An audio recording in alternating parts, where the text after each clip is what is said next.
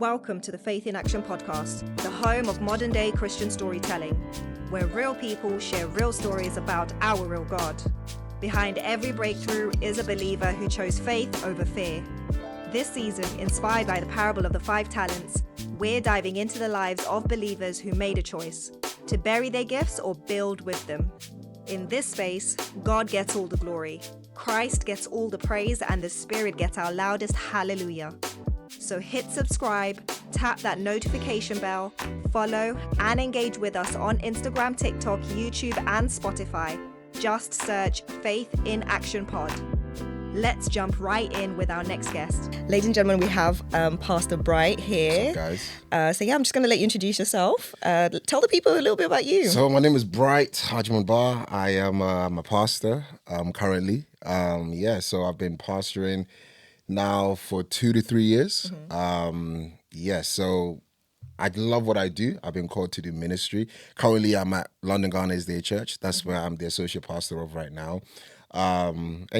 It's a really rewarding job, but it's also can be quite tiring as well at the same time. But I think that, if for me, I wouldn't want to do anything else apart from that. It just brings me so much joy. It doesn't feel like work, even though it's tiring. It doesn't feel like work. Like, it really feels like I'm just bringing a group of people together to just, do the stuff we got to do and, just do what God has called us to do. So very rewarding, very challenging, but I wouldn't trade for anything else right now. That's amazing. Very blessed to have a pastor on the podcast. Listen, it's the pleasure's all mine. So thank you so much as well for agreeing to do this. So this season we're focusing on the parable of the 5 talents. Yes. And the parable is found, in Matthew 25. That's right. And really important for me to explore the testimonies of the Christians within the faith, so within the body of Christ, because I truly believe, God is the God of, the Bible. He's the God of the present, and he's going to be the God of the future because he's constant and he's consistent in his character. Just want to really explore, when it comes to the story of the parables of the 5 talents, which character resonates most with you? Okay, because some of us might be the 1, the 2, the 5. Which one would you say resonates most with you? I definitely think I'm in the middle. I think I'm the 2. Okay. I'm a person that likes to do one thing at a time and do it well. I don't like to spread myself thin. I'm like a person that I like to perfect something and then move forward and do something else. So I feel like I'm definitely the 2 and I will be faithful to God up with that and I'll double that. I think that's definitely me. But in terms of talents, I feel like we all got one. We all got at least one. And I think that story, I was reading it, before I came on, I was just like, we really just got to deep what the person was asking for. Was it really a lot? And I think it was just to each person's capacity.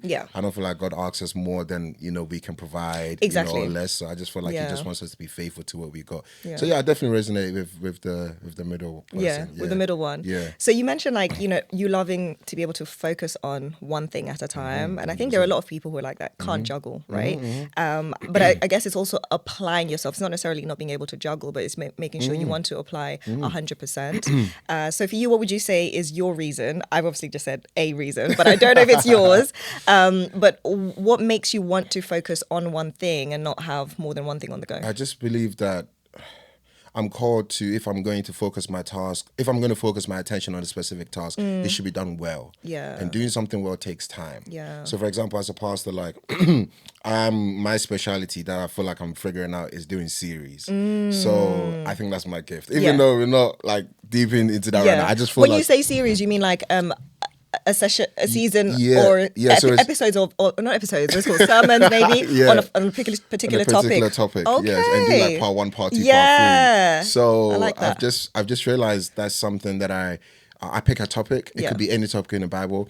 And there's so much in there to just preach on one sermon or teach on one sermon. So one of my mentors was like, just do a series. That's what I do now. And he did a series on Daniel for 6 months.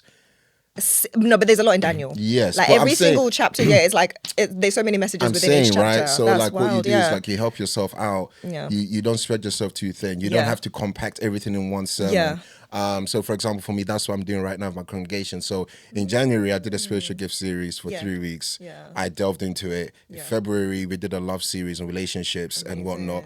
We did a 3-part series. We have a mental health series coming up. Like, so it's just very like, and they love it. And it's like, so for me, it's just like, if you're going to touch on a topic, let's not do it quickly. Let's not do it hastily. Let's actually take some time, focus on it, prep it, and get in.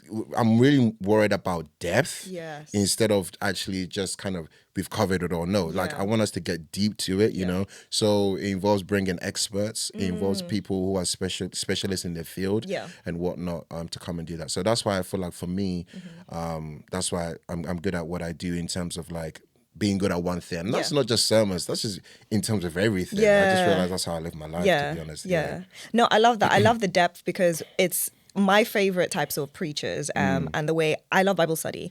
So I like taking a story in the Bible and being able to look at it from every single character, even the character who just gets like 2 words or a little sentence, like what role have they played in that story, you know? And I feel like sometimes we could, if we really go deep into the Word of God, into, you know, the messages, the stories, the examples we have in there, we can see how at different points in our lives, we could be different characters in the same story. So there's like a pastor in the US and he's an SDA pastor, Pastor W. Snell. And I actually like really like the way he preaches. There's him, there's a pastor at Revision Church as well. And they do that deep dive and they do like the series, like you're saying. So I'm so excited that you're doing that because a lot of us just scratch, like you say, on the surface, and it's like, oh, it's a feel-good message. It's like, the Word of God for me is a double-edged sword, Yes, some aspects are going to heal, but for me, when I'm also listening to the Word, I want to see, okay, who am I in that story? What is God trying to tell me that I need to be changing about myself as well? What behavior in me needs to be rooted out? Not every story, every sermon needs to be like a feel good, like, you know, you leave feeling happy. It needs to be reflecting, you know, how far away we are from God and revealing what we need to do to get closer to Him. I love that. So that's I love the series. I'm here for the series. Yes. Oh, just series, man. And funny you said that because Snow taught me at Oakwood. No way. So Snow taught me, and Wesley Knight, I think. Wesley Knight. He taught me preaching at Oakwood. Oh my gosh. That's just a amazing. Privilege. Just a privilege. That is a privilege. They're like my 2 favorite pastors, you know. Those are like, Wesley Knight taught me preaching when he was at Oakwood for I think a year or 2 years. I had him to teach me preaching. Amazing. So I got the whole kind you of first hand. and Snow taught me as well. So and I haven't shared too much of my background, but like I went to Oakwood, so Oakwood kind of like undergirded me in like, you know, sermon theology, just really giving me the fundamentals that I needed. And I feel like I had great professors for that. And I think that's what's kind of trickled down to the person that I am now. Because now I have just so much room and flexibility. I can get excited. I can play around with the word. I can get creative with the word. Because of the foundation. And talking about foundation, Pastor Bright, let's reel it back, okay? Because you weren't born and were like, oh my gosh, I want to be a pastor when I'm older. So I know a little bit about your story and your background. So I think it's important to share the journey. So talk me through, like, you know, young Bright before pastor was ever part of your name. And how would you say, like, what's that journey been like from being a young child, you know, in the church? Just talk us through that journey. I don't want to give too much. I want you to explain it all. But let us know, how did you arrive to being a pastor? For sure. Well, I was growing up, I was always in a church. So my mom was an Adventist. My dad wasn't. So I guess my dad converted to the faith through my mom. So my dad was like, why are you always going to church on Saturdays? What is that about? Like growing up.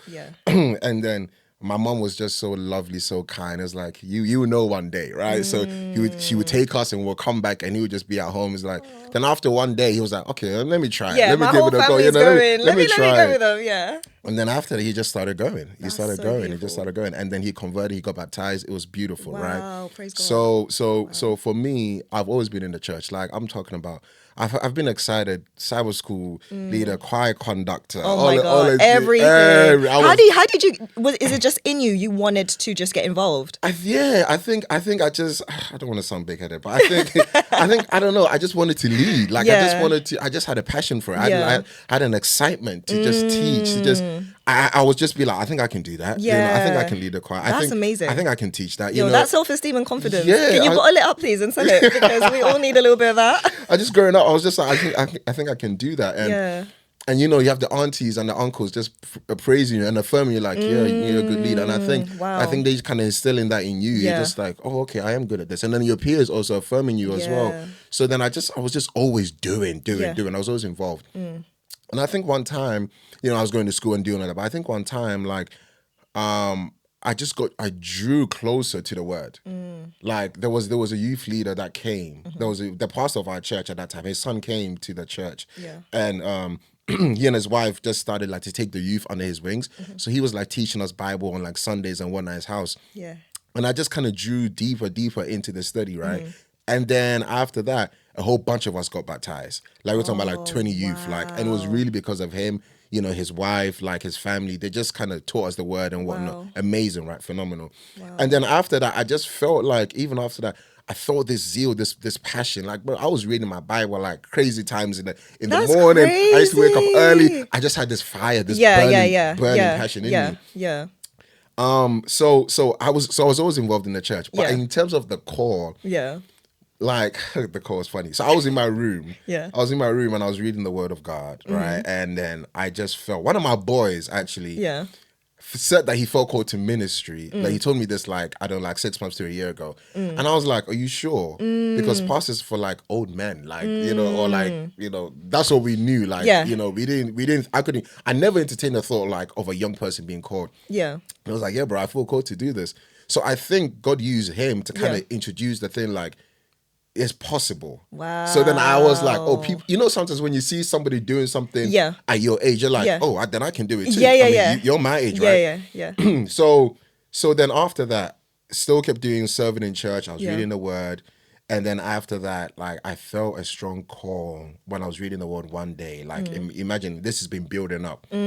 How old roughly? Because we're talking about from a timeline perspective. Child, you're young, you're like in church. My teens, in your teens, 15, 14, 16, around that age. Okay. Like, and I just feel like God, like my heart burning. I'm not talking about, I'm not watching football. I'm just reading it. Like I'm in deep, like there's something, right? So God is calling. So I didn't even know what God was doing. I just wanted to read the word. I was captivated. You were just following whatever that calling was inside of you. That's and beautiful. I was just burning, bro. I was just, and I couldn't be sad for until I read the word, right? Wow. Read.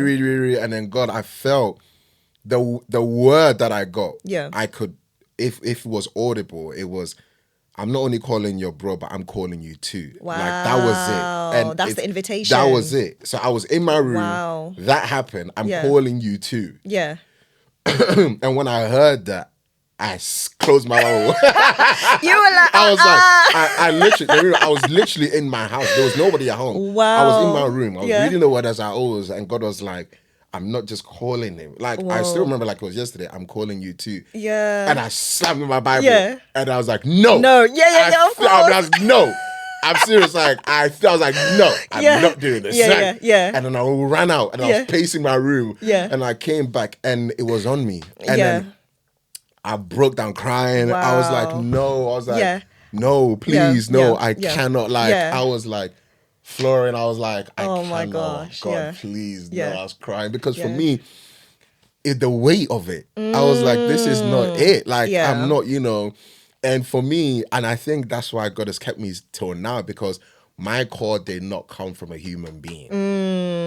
No one told me you need to be a pastor. Blah blah blah. I mean, they may have said you have qualities here and there, but I never know. I'm not here because of a person. No one has called me. So for me, it was God, right? And because I know it was God, whether people come and go, I'm still going to do what he wants me to do, right? So from then, prayed, cried, and then I think I sang. And then I was like, it was a whole emotions. And then I told my parents, and my parents, they don't play with that stuff. Because this was like 17-ish, right? They were like, are you sure? Like, they were like, because they don't, pastor is huge. Like, are you sure about this, right? And I was like, yeah. And I was like, okay, cool, we're going to watch you. Wow. Like, they never said, okay, cool, we're going to watch you. We're going to test you, right? So they gave me a season.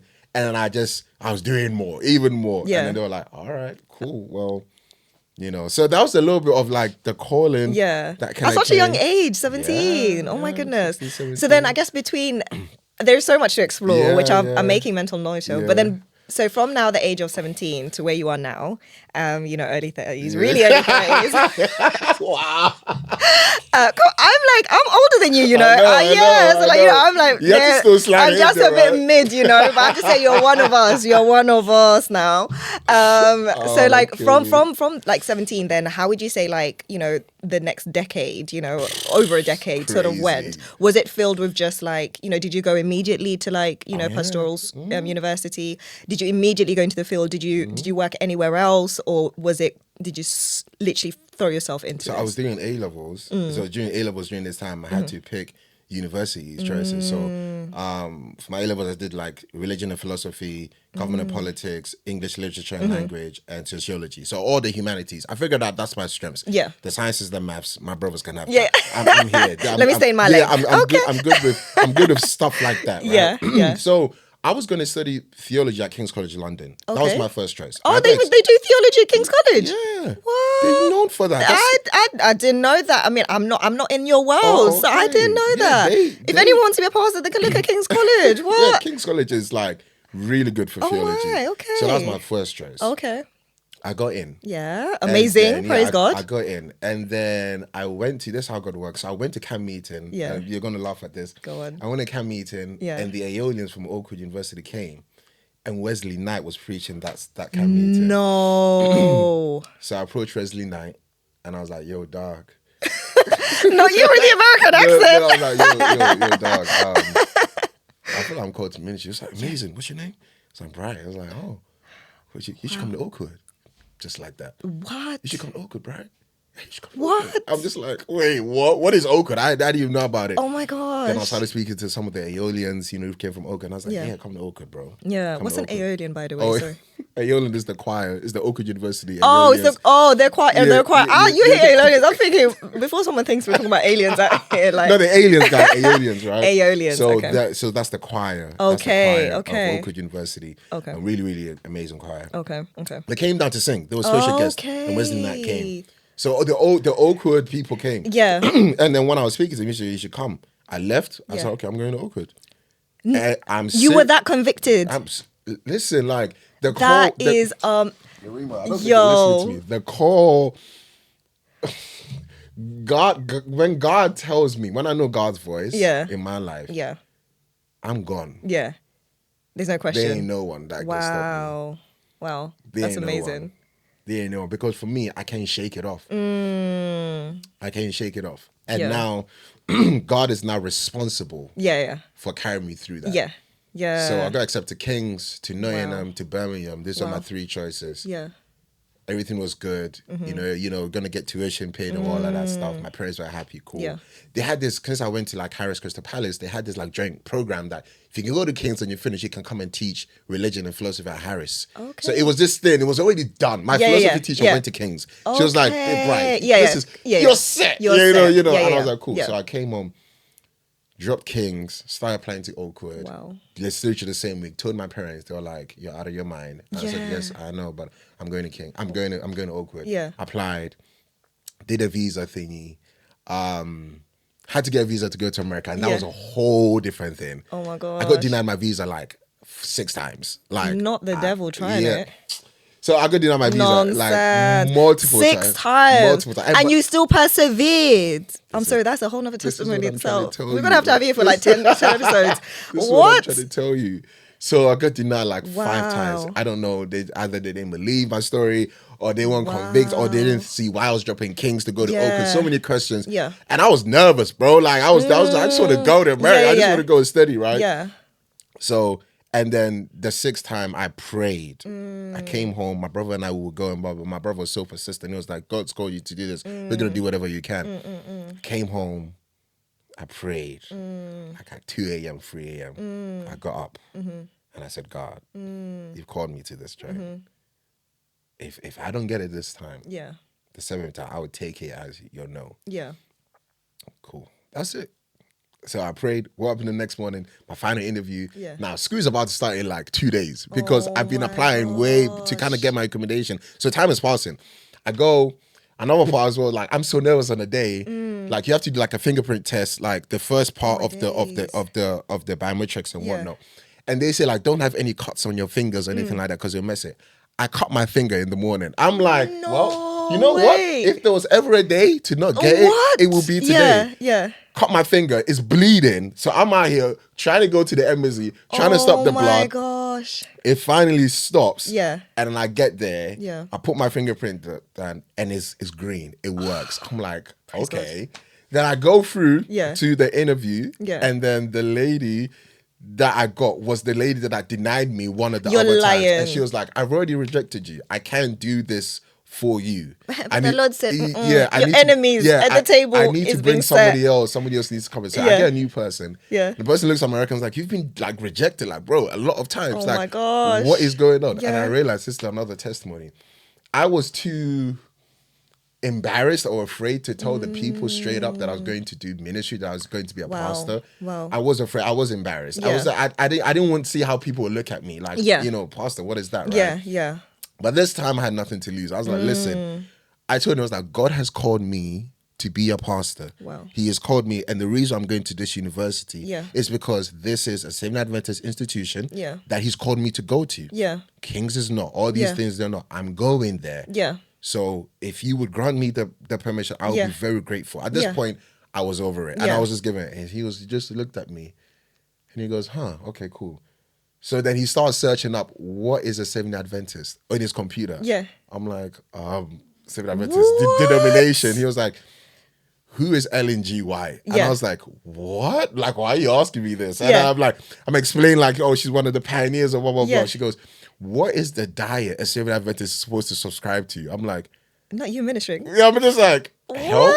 I mean, I was like, vegetarian, vegan? Yeah. I ate meat. I was just like, vegetarian, vegan. He was like, okay, cool. He goes, what are you planning on doing afterward? I was like, I'm planning on being a pastor of a church. And I was like, to do what? To preach the gospel. Wow. He goes, okay. He goes, you know what? I'm going to give you a chance. That's exactly what she said. Wow. I'm going to give you a chance. She gets the thing. She stamps the passport. She goes, here you go. Wow. And this was what, the 6th or 7th? This is the 7th time. You know, as you're telling the story, I remember like when they walked around the walls of Jericho. Yeah. Not the 7th time when you actually declare that what you're actually going to do. So all those other times you never said. I was just fluffing around the bush. You never. Just like, I'm going to study. And then they were like, why are you interested about this uni? Yeah. I was timid. I was scared. Just, kind of like if you don't declare me before a man kind of thing with your full chest. Yeah. And God's like, brother, if you're going to go and do this for me, you got to start from now. So maybe the rejection came because I wasn't fully front up about it. And the minute I was, the guy was like, all right, cool. Yeah. I'm going to give you a chance, pastor. Okay, cool. Let me stamp this job all for God you. wanted to hear was for you to declare him publicly. That's just amazing. Like what you're doing now. Trying. Small, we try. So I did that, got the passport, got the visa, flew to America, went at Oakwood. Amazing experience. Wouldn't trade it for the world. Wow. 4 years at Oakwood. Yeah. Graduated. Bachelor's Ministerial Theology. Went to Andrews University. Okay. Which is another Adventist institution in Michigan. Okay. Went there for 3 years. Yeah. Got my Master's of Divinity degree. Oh, wow. Finished that. So that's 7 years in total? 7 years. Okay. And I stayed in America for a year and a half after that. Yeah. I worked in a juvenile detention center. Because I wanted to get some real work before I went into the ministry. Not you trying to get actual experience. Like, I don't know if a lot of pastors do that. I don't know, right? Yeah. I think the more pastors I'll have on the show, I'll know. So you actually went and got a role with youth. Because there was a juvenile detention center 10 minutes from my house, and they were looking for people to work. Wow. There was incarcerated youth coming from all different parts of Michigan, from Niles, from Detroit. These are people that needed help, that needed support. And they wanted males to work with them because a lot of, the youth didn't have male figures. Hardest job of my life. Wow. I can just imagine. Yeah, so, but when they, had to take the kids, have to teach the kids good principles, have to teach them respect, discipline, and then sometimes you have to restrain them because they can be physical. You have to learn all these things, but they cling on to you, man. Because once they leave, they're like, yo, without you, I wouldn't be making it out. If that is not an amazing, not only foundation with your journey, right, but then now an introduction to like what you're actually going to be doing in 100%. Ministry, where you're able to actually dive in and really see the vulnerable youth in vulnerable situations where they've made mistakes, right? But actually getting that experience so early on, experience. that's really, really, really, really deep. Like, and I can only say like that it has definitely supported, you know, you going into the way you understand youth. And the way you can relate to youth, and, you know, being able to potentially even empathize with you know, the struggles that they're going through now. Because you saw it all, man. Yeah. You saw kids. You would leave, you pour your heart into them, and they re-offend just because they want to be close to you. I'm like, no, it doesn't work like that. Because their home is not a safe space. Like, you're like, Mr. Bro, you take better care of me than my dad does. No way. You take better care of me than my mom does. Like, well, why wouldn't I come back? And I was like, no, but I get that. But like, remember, this is the system. This is not good for you in America. And it was like, but they never caught that. You know, the kids, and they're just like, they just want someone to care for them. Who's going to take care of me when I leave this place? You know, so it's like. That's deep. Yeah, man. It's deep, man. It's that deep. Is so and deep. To me, that's the real work. Yeah. That's the real work. Yeah. That's the real work. So finished that, came back to the UK. Oh, then after that, finished school, I was like, asked God, like, where do you want me to now serve? I'm done with you, I'm here with you. And the same voice that I heard in ministry, beginning, he was like, I need you to go back home. Not going back home.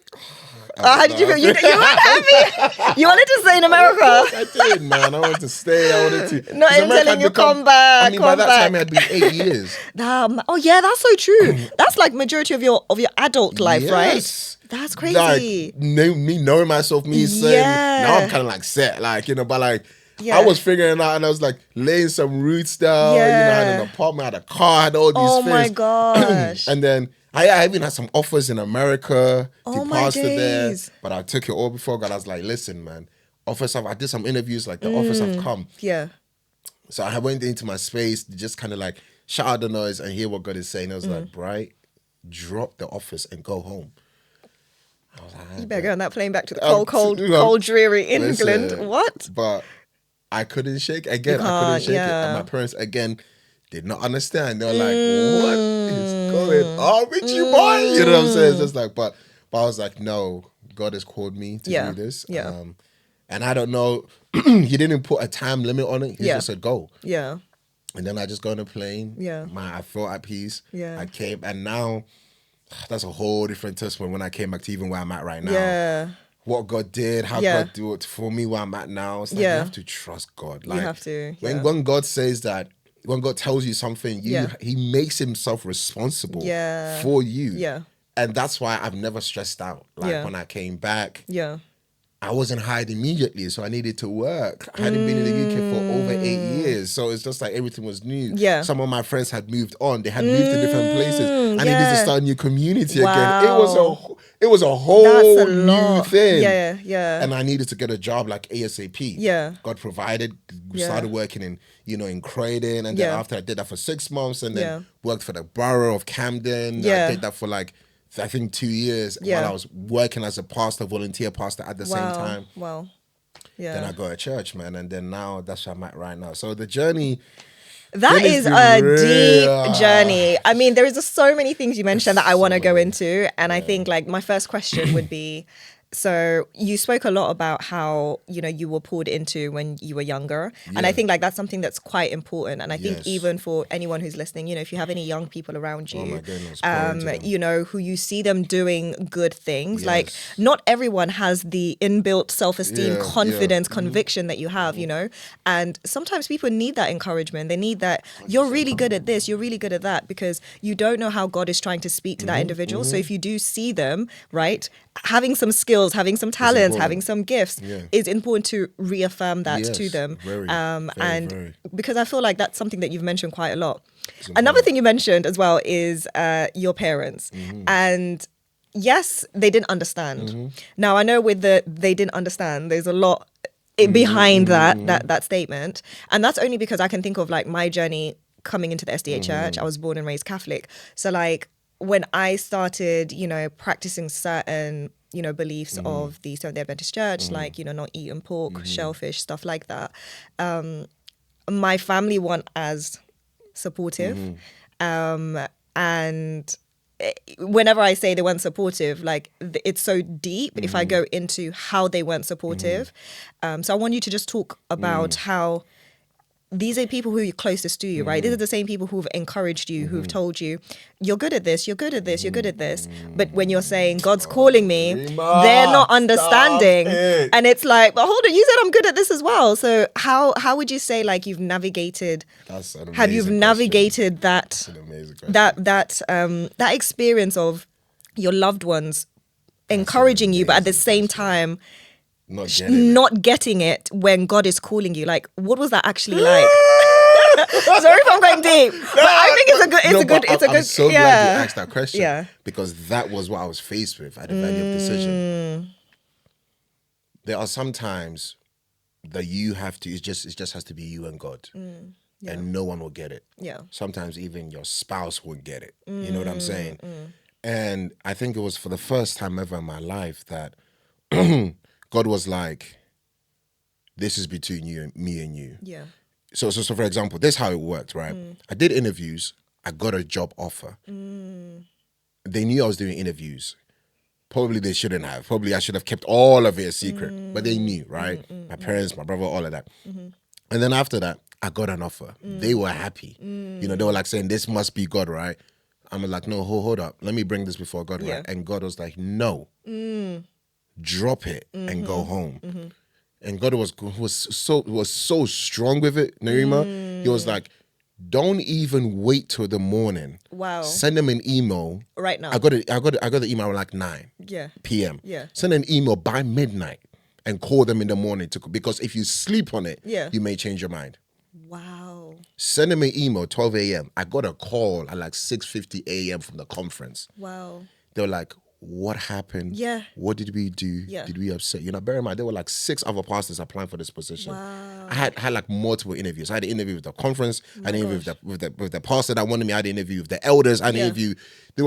And it was lucrative. It was like, we're going to pay in advance, kind of like. So the whole package was packaging. You secured the bag. Everything was done. The bag was secured. Everything was like, everything. It was beautiful. It was beautiful. Yeah. And then God was just like, do that. So they called me. The conference president called me. He was like, right, what did we do? Like I was like, we can change. Like, what did we like? Whatever. And I was like, it's not you. God has told me to go home, and it was like, well, again, I don't have a comeback for that because he thought it was around something. He was like, listen, if you're doing this, then this even makes me. He was like, this even makes me like you more. Wow. Because now you're willing to do that, and I'm not gonna get in God's way. So he said that. Rejected it. God was like, don't tell your parents or your family before you even cancel the job, because most of you want to negotiate the right. This is my thing to you. Because if you speak to them, you may even be reluctant. Anyone else canceled it, then I updated them. They were like, what the heck? They were like, this doesn't make sense, bro. Like they were like, this doesn't make sense.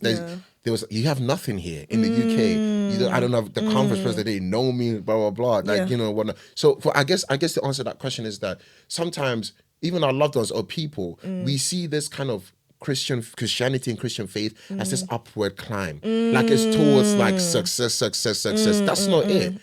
That's not it. If you actually deep the Bible, the Christian journey is actually a downward scale towards humility. Like Philippians chapter 2, like God had to humble himself from God to be man. He humbled himself to kind of die on a cross. He humbled, you know, it was a downward spiral into greatness. Like he descended into greatness. Mercy. He descended into the grave, which was greatness. Into the grave. That's what I'm saying. Like, you know, but the worldview culture is all about ascension into greatness. But the biblical culture, the Christian culture is completely anti that. My goodness. You have to descend into greatness. You have to, you know, the call is actually to break you. It is to, you know, make less of you, not of your worth, but to make you into the image of God, into being the image of Christ. And that takes a lot of pruning. That takes a lot of not your will, but God's will. That takes a lot of God's preference taking charge. That takes a lot of, you know, him doing that. And that's not fun. That's not fun. So it's actually descending into doing God's will may not necessarily take you up the ladder. You know what I'm saying? And I feel like that's the hard truth that most of us don't want to accept. I mean, Christ doing God's will nailed him on a cross. Literally.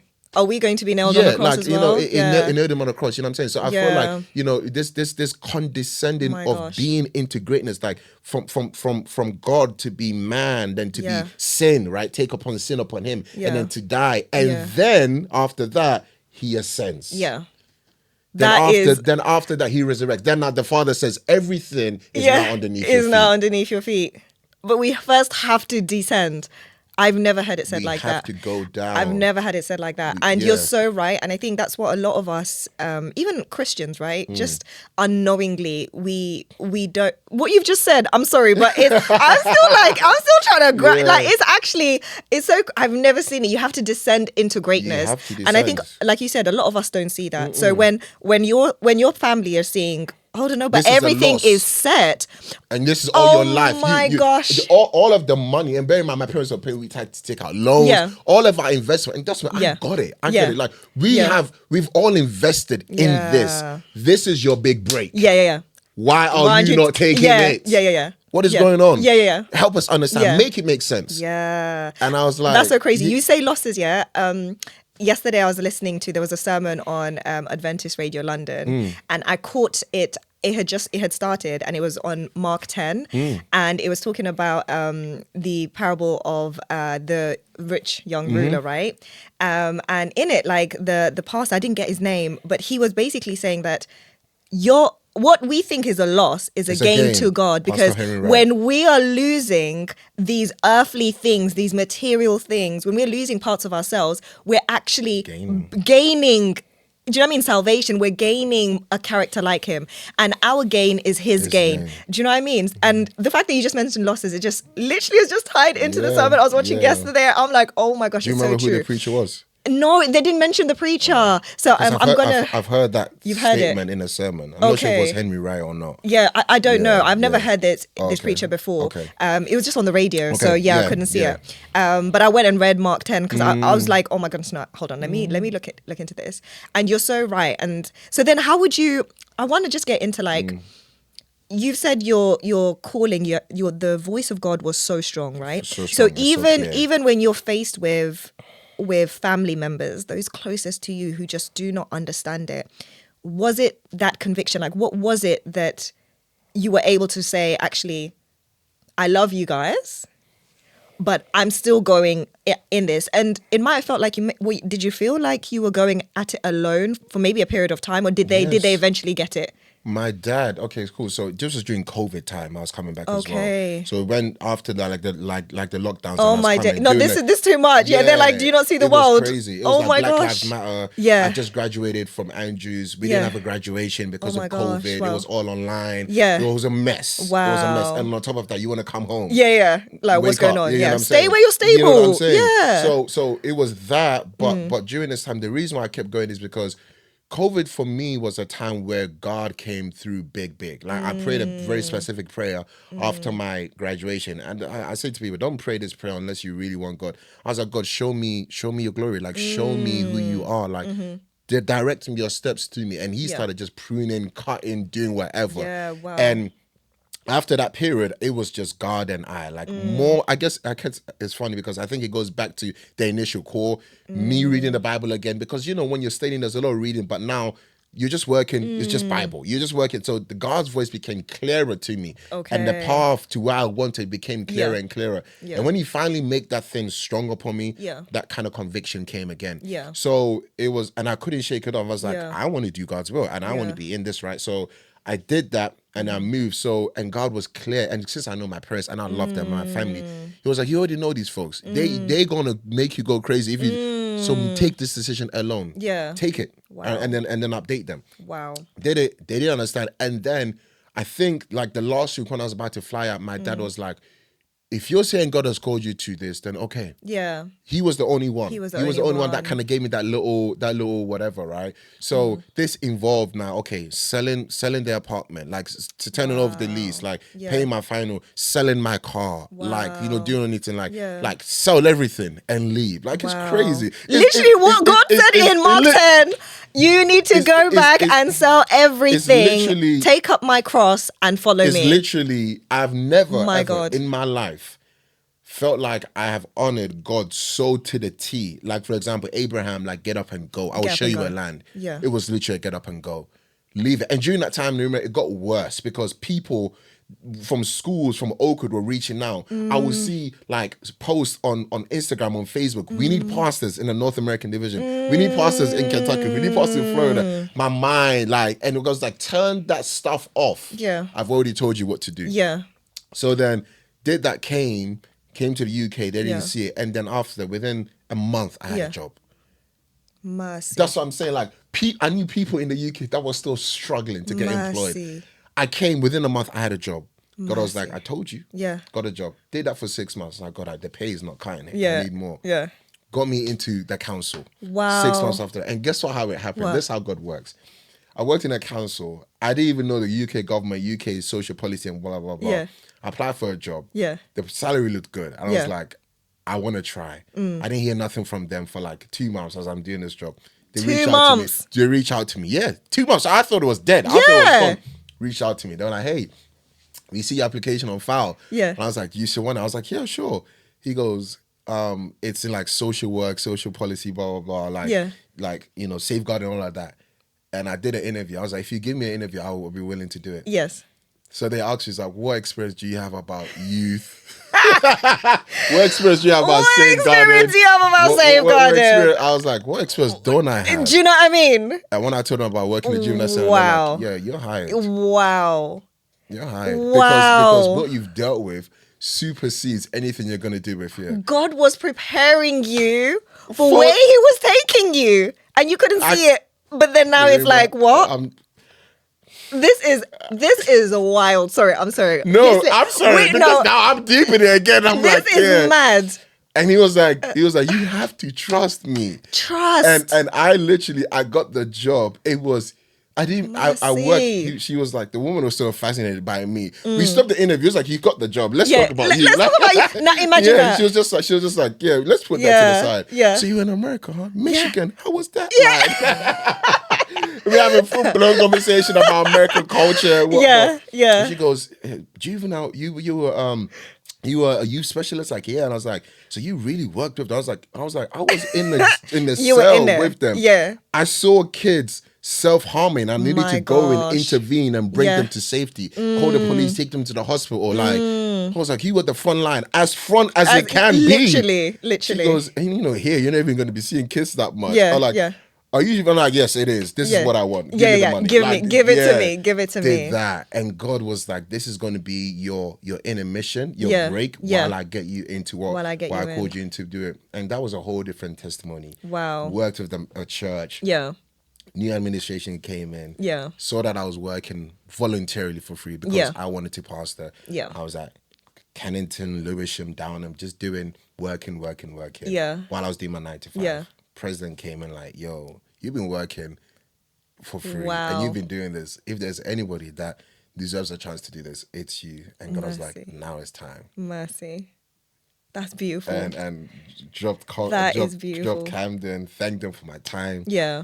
They were like, we'll come to your church. Yeah. Just invite us. Like, that is so lovely. And then started it. And then this is my second year officially now. And trust God, man. Trust God. Honestly, man. Like there is so much more to dive into, but we are short of time. But one thing I definitely want to ask you is, and I'm going to have you back here for sure. I think we're going to have to do multiple. Yes. We need to dive into spiritual gifts. Oh my gosh, man. A whole episode on that. Yeah. And I think also there's more things you've spoken about in terms of that we can explore more when it comes to the waiting season as well. That's a whole nother conversation of what do you do in the waiting when God's like, just stay here before you go into the promised land.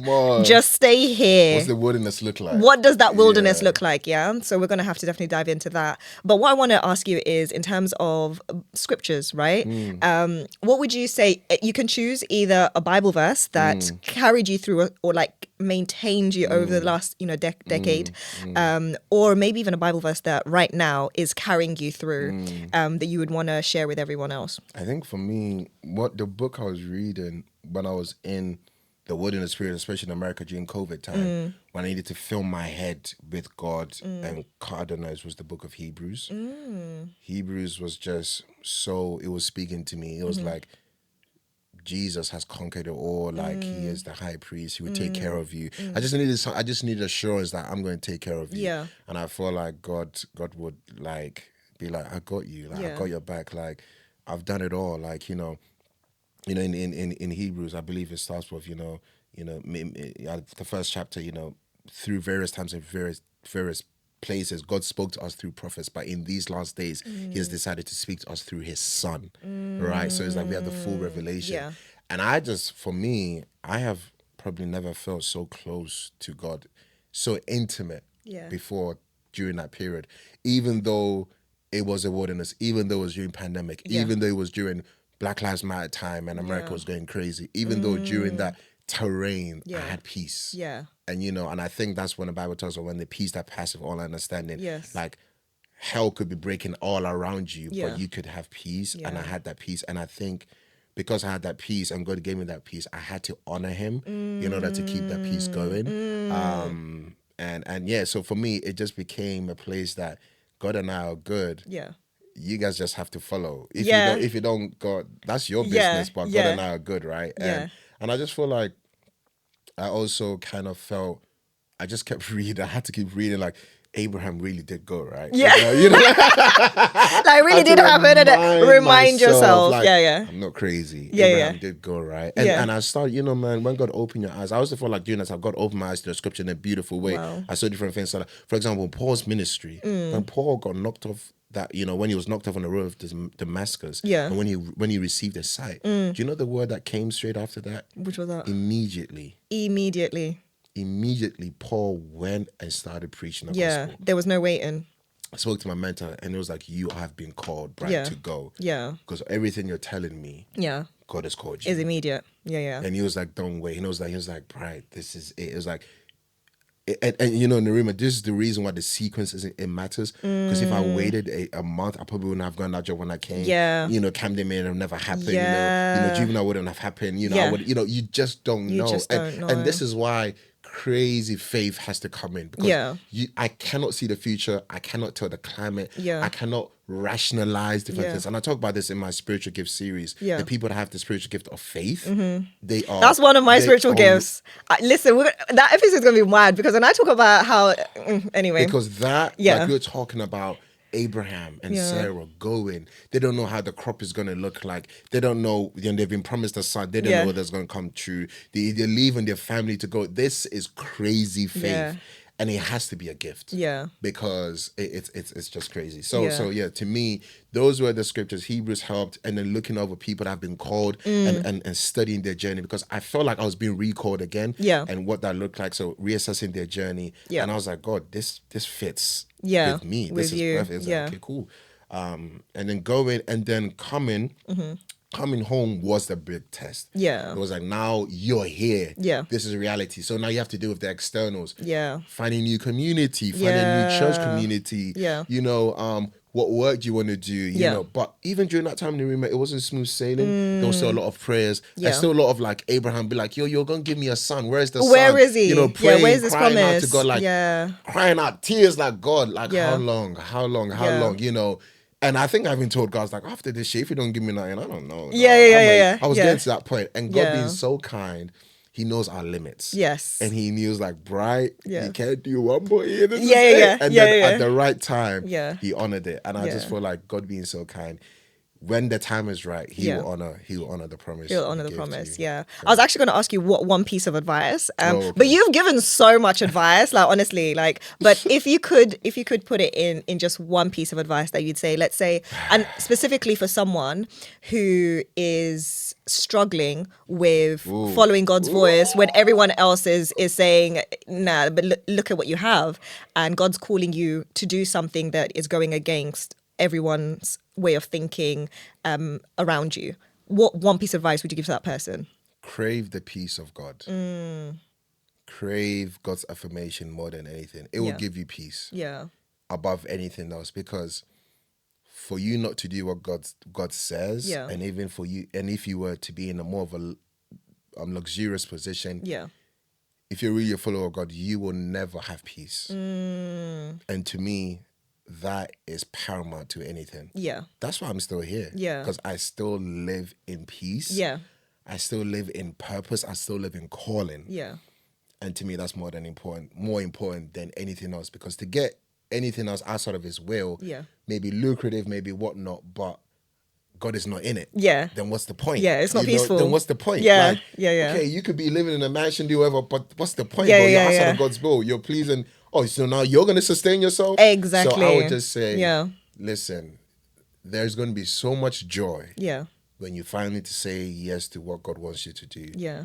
And absolutely nothing can replace that. Yeah. So crave the peace of God, crave the affirmation of God, and just watch him how he's going to pour into you inside for you to find a fulfillment that the world cannot give. Yeah. And he's going to bless. And God has blessed. Yes. Tremendously. Yeah. And I'll say this. Yeah. Now my parents, my family, they don't even want to mess with me. Yeah. Like, you different, bro. Like, because for them, when they started seeing it, the first month of the job, the 6 months of camping, they're like, wow. Now my brother, and that's what you have to do, because sometimes your faithfulness could bring somebody to the faith. Is the testimony to the people around you. Faithfulness can convert people to believe. Your faithfulness is not just on you. It's not contingent on you. It's for a greater people.